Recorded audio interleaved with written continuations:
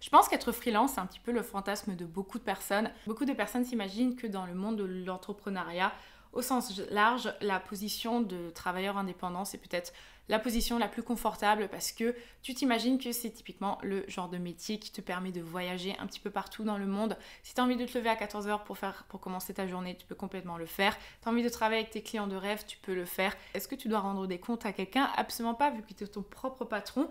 Et en fait, non, c'est pas du tout ça. Et il y a beaucoup d'inconvénients, en fait. Il y a beaucoup de choses à déconstruire. Et notamment, un point négatif que nous allons déconstruire aujourd'hui et où je vais essayer de vous donner un maximum de conseils autour de ça, c'est le manque de motivation. Lorsque tu es freelance, tu n'as personne qui est là derrière toi. Et lorsque tu as des journées où ça va pas, eh ben, il faut quand même trouver la motivation. Surtout dans le chemin qu'est l'auto-entrepreneuriat. Je pense que tu passes par des périodes qui sont beaucoup plus compliquées et que tu as des périodes où tu n'as vraiment pas de motivation. Et comment est-ce qu'on fait lorsqu'on n'est pas motivé et qu'il faut continuer à faire fonctionner la machine? Eh ben, moi, je vais vous donner ce genre de conseils. Bonjour à tous, j'espère que vous allez bien. Bienvenue aux nouvelles personnes ici. Je m'appelle Louisa, j'ai 27 ans, je suis illustratrice, mais également créatrice de contenu freelance. Et aujourd'hui, je vous tourne cette petite vidéo depuis mon appartement à Berlin, parce que c'est à Berlin désormais que j'habite. Aujourd'hui, comme d'habitude, j'ai fait des notes, donc je vais essayer de regarder le moins possible mon ordinateur. On me l'a dit dans une de mes vidéos.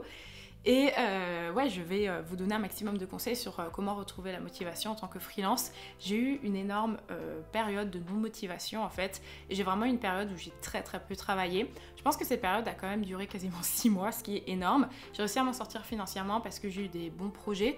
Et en fait, en réalité, je m'en suis juste sortie un petit peu, tu sais, la tête hors de l'eau. Juste genre à la limite en fait, et je faisais pas forcément plus. Si vous avez suivi la conférence La Flamme, vous avez déjà dû entendre certains de ces conseils. Je vous avais promis de faire une vidéo autour de ça parce qu'il y a vraiment énormément de choses à dire et déjà merci pour les retours là-dessus. Donc cette vidéo sera la conférence La Flamme mais en version beaucoup plus développée. Premier conseil que nous allons voir ensemble, ça va être de redéfinir ses objectifs en tant que freelance. Tes objectifs au début de ta carrière en tant qu'indépendant et à l'heure actuelle ne sont clairement pas les mêmes. Et si en fait tu les remets pas régulièrement à jour, bah, effectivement tu peux perdre de la motivation. Moi je sais que lorsque je me suis lancée, bah, mon premier objectif c'était tout simplement de gagner mon salaire. Et aujourd'hui 5 ans après, je peux me verser un salaire tous les mois.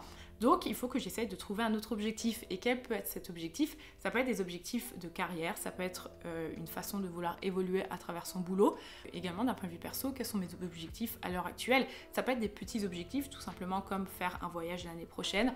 Ça peut être intéressant de le visualiser, par exemple, si tu aimes bien faire du collage, si tu aimes bien dessiner, tu peux par exemple prendre des photos Pinterest, les coller, les mettre en face de toi. Tu peux voilà, faire ce qu'on appelle le vision board. Tu peux également le dessiner, tu peux mettre en fond d'écran. Mettez-vous quelque chose qui vous permet de vous motiver, qui vous donnera une raison pour laquelle tu te lèves le matin et pour laquelle tu travailles. Deuxième point qui peut être un énorme frein à la motivation, et on le sait tous, ce sont les réseaux sociaux. Les réseaux sociaux sont désormais des parties intégrantes de nos métiers en tant que freelance, et aujourd'hui sans les réseaux sociaux, je pense que c'est vraiment très dur de se faire une place dans nos métiers, peu importe le type de métier que c'est. Malheureusement, les réseaux sociaux ont vraiment ce côté assez nocif qui va être un côté de comparaison, qui va être une baisse d'estime de soi. Et moi, ça, c'est quelque chose que je vois vraiment en fait dans mon boulot. Et donc, pour essayer de retrouver de la motivation par rapport à ça, j'essaie d'appliquer 2 conseils. Le premier, ça va être d'avoir un réseau social principal qui va vraiment être le réseau sur lequel je vais communiquer principalement, sur lequel je vais me concentrer sur les personnes déjà présentes. Une des choses qu'on a tendance à faire, c'est de vouloir toujours toucher de plus en plus de monde, alors qu'en fait la communauté de base, les gens qui sont là pour vous, ce sont réellement en fait des personnes qui vous soutiennent de base, ce sont les personnes qui seront déjà toujours là derrière vos projets. Et ça, c'est vraiment hyper important que de se concentrer sur les gens qui sont ici à l'heure actuelle en fait. Ça sert à rien de vouloir sans cesse toucher de nouvelles personnes si vous occupez même pas des personnes qui sont là en fait. Et ensuite, ayez un réseau social qui est aussi un réseau social où vous avez zéro attente par rapport aux statistiques, par rapport à l'algorithme, par rapport à ce genre de choses, ce qui va vous permettre de retrouver le goût de publier. Parce que le problème de tout professionnaliser, c'est qu'au bout d'un moment, t'as plus aucun fun en fait à créer du contenu. Et moi par exemple, j'ai TikTok. En fait, TikTok c'est vraiment le fun, je vous publie des trucs beaucoup plus perso, mais j'ai aucune attente sur TikTok et ça me fait du bien d'avoir un endroit où je peux faire des choses qui soient pas esthétiques, où je peux discuter avec vous de façon hyper chill et je m'en fiche que je gagne des abonnés ou pas. Je juste c'est hyper fun et on est dessus. Et à côté de ça, quand même d'avoir un réseau social sur lequel vous pouvez essayer de voir quand même une perspective d'évolution. Ce qui va vous permettre aussi de communiquer différemment. Et moi par exemple je vois que c'est YouTube. YouTube c'est le seul réseau social à l'heure actuelle avec TikTok, mais TikTok je n'accorde pas vraiment d'importance, où je peux évoluer en fait. Aujourd'hui sur YouTube j'ai vraiment une possibilité de gagner des abonnés, j'ai une possibilité d'accroître ma communauté et du coup ça me crée un petit peu mes petits shots de dopamine que malheureusement Instagram ne me donne pas. Au sujet des réseaux sociaux, si vous faites de l'influence comme moi, essayez d'avoir des sources de revenus qui ne dépendent pas de l'influence. Vraiment, ça vous sauve votre santé mentale, je vous assure. J'adore faire de l'influence parce que c'est un milieu où déjà on te paye bien, on te paye à ta juste valeur, là où dans l'illustration c'est hyper complexe. Ça te permet de bosser avec plein de clients, avec plein de partenaires différents, ça te permet de bosser sur des projets hyper différents et les gens sont toujours hyper cool, hyper chill, mais c'est quand même un milieu où on va effectivement regarder ce que tu fais, mais on va également regarder tes stats, et si tes stats sont mauvaises, tu auras beau être l'artiste le plus incroyable de ta décennie, on va plus te rémunérer en fonction des stats que réellement en fonction de ce que tu fais. Et parfois ça peut être vraiment dur pour la santé mentale et pour l'estime de soi. Et c'est pour ça que je vous recommande d'avoir des sources de revenus qui soient complètement en dehors de ça. Au niveau de la création, parfois on peut se sentir démotivé lorsqu'on essaye de monétiser tout ce qu'on fait. Parce que on se dit tiens, déjà que je suis douée dans un ou deux domaines, autant tous les monétiser. Alors c'est hyper important d'avoir quelque chose à côté, quelque chose qui te permet pas de te faire de l'argent et quelque chose que tu vas pas rentabiliser. Vraiment, ayez une passion à côté de votre métier, ce qui va vous permettre de continuer à avoir de la motivation pour votre passion principale et de pas perdre le cap. Je vais passer un chapitre qui sera très certainement le chapitre le plus long de la vidéo parce que ça va concerner l'argent. Si vous vous sentez démotivé en tant que freelance, essayez aussi de revoir votre rapport à l'argent. Beaucoup de gens ont un rapport un petit peu conflictuel à l'argent en se disant tiens, j'ose pas dire que j'ai envie de gagner plus, j'ose pas augmenter mes salaires, enfin pas mes salaires mais mes tarifs. J'ose pas demander autant, mais en fait vous avez une valeur, votre travail a une valeur et il n'y a rien de mauvais, il n'y a rien de péjoratif à vouloir gagner plus d'argent. Vous n'êtes pas Amazon en train de maltraiter des gens ou d'utiliser les autres en fait, ou même si tu utilises les autres pour t'enrichir, tu peux utiliser les gens de façon positive aussi en fait. Tu peux payer des gens qui peuvent t'aider dans ton business. En fait, vouloir gagner plus d'argent, c'est pas forcément faire du mal aux autres et c'est pas forcément gagner de l'argent de façon négative. Moi je suis très contente d'avoir de l'argent qui me permet de faire des sorties, qui me permet d'aller au restaurant, de sortir, d'aller à des concerts, d'acheter des choses pour ma chambre. Et en fait oui, j'en ai envie de plus et je vais pas me le cacher, et c'est pas pour autant que je suis quelqu'un qui va marcher sur les autres pour m'enrichir en fait. Et ayez un rapport sain à l'argent et ça peut vraiment vous permettre de vous motiver, ça peut vous permettre de vous dire tiens, ok, aujourd'hui je me réveille parce que j'ai envie de gagner de l'argent et grâce à cet argent j'ai envie après, je sais pas moi par exemple d'investir dans des choses positives ou d'investir pour soi, et à partir du moment où vous changez votre rapport à ça, vraiment ça peut vous redonner un coup de motivation. Un autre conseil aussi que je peux vous donner, ça va être surtout en tant que freelance, ce qui peut être un petit peu abstrait. Essayez de visualiser votre argent en fait. Où vont vos revenus? À quoi servent vos revenus? C'est hyper compliqué en tant que freelance parfois de pouvoir voir à peu près combien est-ce qu'on gagne par mois parce qu'on n'a clairement pas les mêmes rentrées d'argent tous les mois. Pendant mes 4 années d'auto-entreprise, j'utilisais l'application Shine dont je vous ai déjà parlé plein de fois, qui est une néobanque, et d'ailleurs c'est le sponsor de cette vidéo, vraiment je les remercie. Lorsque j'ai créé mon auto-entreprise en 2017, j'ai décidé de me créer un compte en banque sur Shine pour la raison principale, c'est que Shine a ce graphique absolument génial qui te permet d'estimer en fait le nombre de charges que tu as à payer tous les mois, et il y a également plein d'options qui sont disponibles sur l'application, à savoir la facturation, les devis.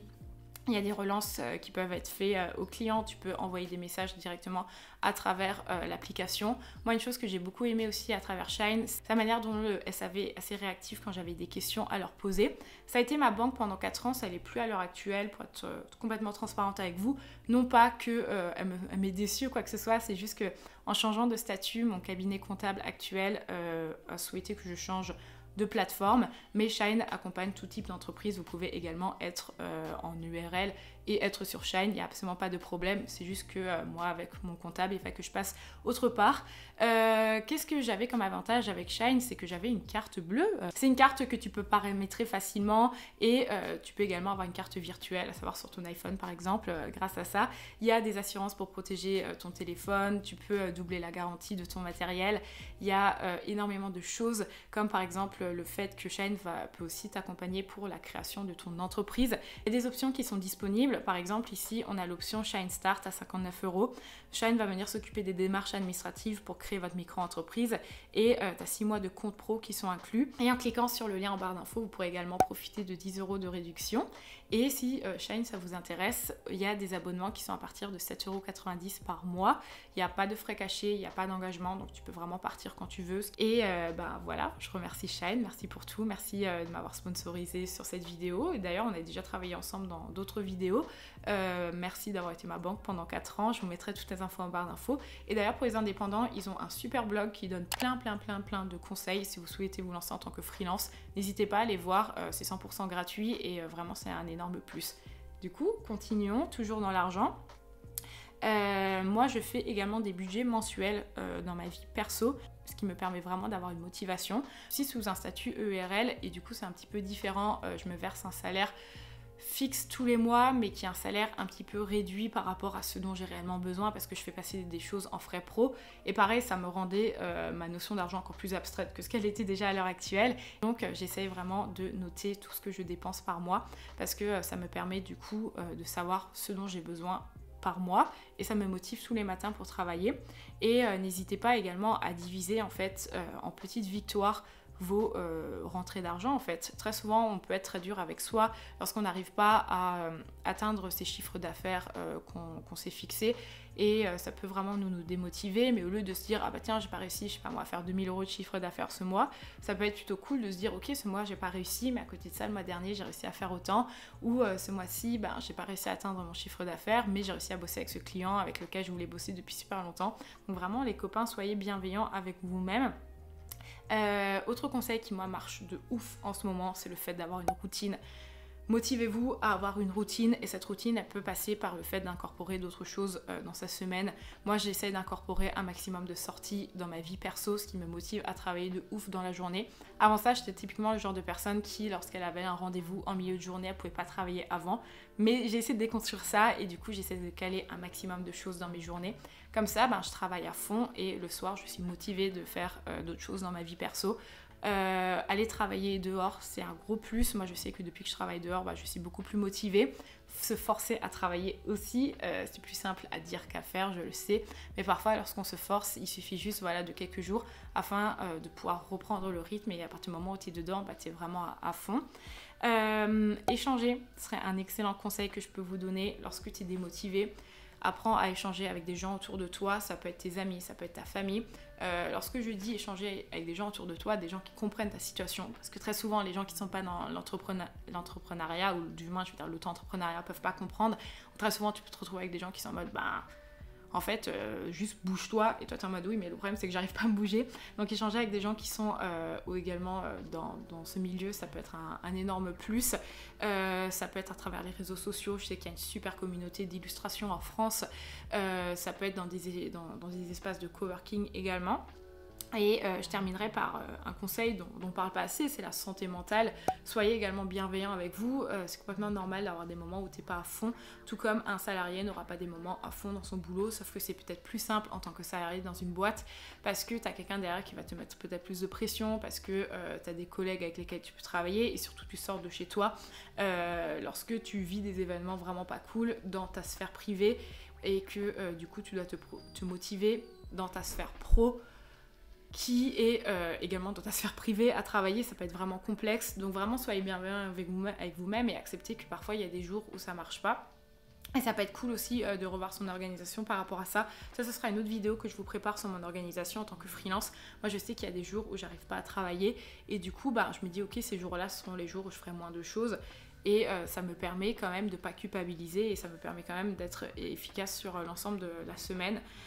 Essayez de comprendre pourquoi ça va pas en fait. Genre généralement, si t'es pas motivé depuis hyper longtemps, c'est pas genre juste parce que t'as un coup de mou, il y a très certainement une raison qui est beaucoup plus profonde derrière et ça peut être du bien, ça peut faire du bien de se poser et de se dire ok, j'enlève toutes les considérations liées à l'auto-entrepreneuriat, liées au boulot et en fait pourquoi ça va pas, où est-ce que j'en suis dans ma santé mentale à l'heure actuelle, qu'est-ce qui se passe dans ma vie perso qui fait que ça va pas par rapport à ça. Les copines, J'ai les copines ou toutes les personnes qui possèdent un utérus, malheureusement, le cycle menstruel c'est pas ouf, et il y a aussi des périodes, et ça a été prouvé qui font que malheureusement on est moins efficace, et franchement on passe trop à côté de ça, et genre c'est juste un truc normal, les gens sont en mode bah oui t'as tes règles, mais non en fait il se passe tellement de choses, et genre vraiment t'as des jours où tu peux pas te sentir inspiré, t'as des jours où tu peux pas avoir la même motivation, et c'est ok, c'est aussi un truc vraiment à prendre en compte, et d'un point de vue général, tu peux pas être au top tout le temps. Moi, je sais que j'ai eu une grosse phase de démotivation et j'étais vraiment, vraiment très dure avec moi, notamment par rapport à mes objectifs de chiffre d'affaires. Alors qu'au final, des fois, j'essaie de me regarder en perspective et je suis en mode meuf, on te rappelle quand même que tu as déménagé à Berlin, genre t'as dû vendre toutes tes affaires, t'as dû quitter ta maison, t'as quitté tes anciens animaux qui sont plus des animaux d'ailleurs, t'as recommencé à zéro dans une ville où tu connaissais littéralement personne, t'as dû tout faire toute seule. Au bout d'un moment, ben oui c'est normal que ta boîte t'as pas réussi à la suivre derrière, mais à côté de ça, qu'est-ce que t'as gagné dans ta vie perso? Et j'ai tellement gagné dans ma vie perso, vous n'arrivez pas à vous imaginer que oui, les chiffres sont pas là, mais à côté de ça, la vie perso, j'ai coché plein de cases vraiment trop cool et je suis super contente. Et je terminerai cette vidéo par une question que Kylian m'avait posée justement pendant la conférence La Flamme, et notamment par rapport aux réseaux sociaux, de comment est-ce que je continue à être motivée. Et je dirais toujours un truc qui est hyper important, c'est que le plus important c'est la vraie vie en fait. Qu'est-ce que tu fais dans ta vraie vie et où sont tes objectifs actuels? C'est sûr que c'est super cool de voir se lancer plein d'objectifs en tant que freelance, mais en fait où est ton vrai confort aussi à l'heure actuelle? Si être freelance ça implique de travailler je sais pas combien d'heures dans la semaine et qu'à côté de ça tu peux même pas profiter, peut-être que ça peut être cool aussi de reconsidérer cette activité. Peut-être que tu peux prendre un boulot à côté, est-ce que tu peux faire d'autres choses et vraiment en fait juste profiter de la vraie vie. Moi pareil, parfois je suis hyper démotivée par le fait d'être sur les réseaux et à côté de ça je suis en mode mais les réseaux c'est juste une partie de ta vie en fait, genre tes amis sont dans la vraie vie, toutes les activités trop cool que tu fais c'est avec tes amis, c'est dans la vraie vie, ta famille c'est la vraie vie, et c'est ça les choses qui te rendent vraiment heureuse. J'espère que cette vidéo vous aura aidé, je remercie encore Shane de l'avoir sponsorisé, je mets toutes les infos en barre d'infos comme d'habitude. Je vous souhaite une excellente journée, si vous avez des conseils n'hésitez pas à m'en faire part en commentaire et on se dit à très bientôt.